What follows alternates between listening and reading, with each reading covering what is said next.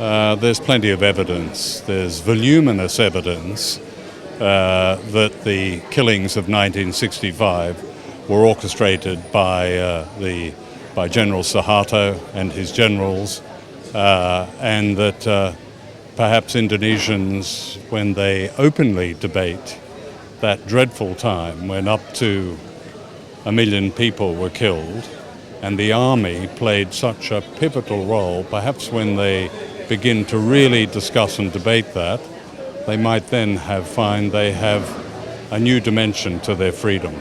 There is some discussion only happening now in Indonesia. What would you say to encourage that discussion in Indonesia? How important is it, given your research into that period? Yeah.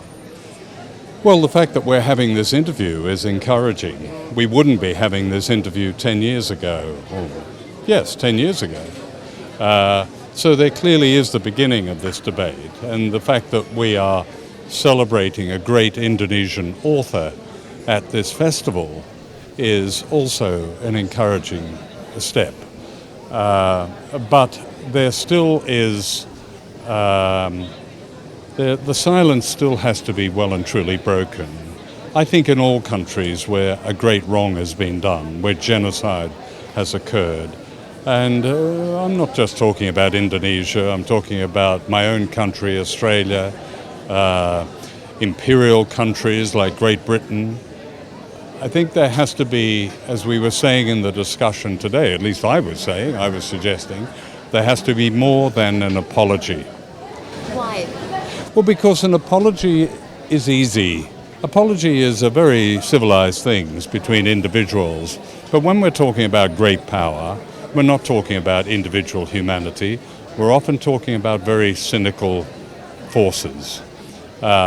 I don't think apology really has a great deal of value unless it comes with reparations, unless it comes with a real political recognition of what happened. In other words, a recognition of history. At the moment, the Indonesian government's saying that we don't need to say sorry for what happened in '65 because the people acted to protect Indonesia from communism, to secure the country. That's the official position. How do you respond to that? It's ridiculous. There's no serious evidence to suggest that. It was not a communist coup. The Communist Party in Indonesia was systematically slaughtered. And the scholarship around that is, as I say, is voluminous. So because a government chooses to say it very differently doesn't mean the rest of us have to believe it. I don't believe it. And I don't think anybody who's studied the evidence, which, as I say, has been around for a very long time. Not necessary for the Indonesian people. No, that's true. And that's why it's even more important that there is a real open debate and a challenge to that kind of government position. You can't have democracy, real democracy, if a government is saying something to its people that isn't true. Democracy is about the free flow of information as well, and about truth, and that isn't true. How do you feel, though, then, that even though there is great press freedom in Indonesia at the moment, Prabowo, as you mentioned in the forum, is a potentially very serious presidential candidate for 2014. How do you see that? Well, I don't know whether he's a serious candidate or not. I can only go on what I've read, that he has the backing of people like Megawati and others that are very serious people, and he has apparently military backing. The fact that we're even discussing the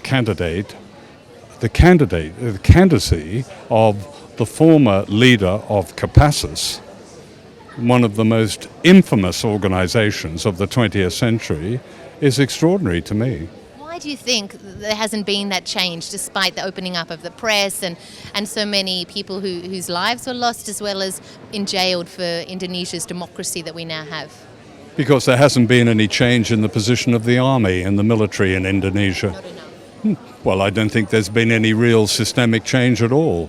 It still has, it's enormously powerful, both militarily and in commercial terms.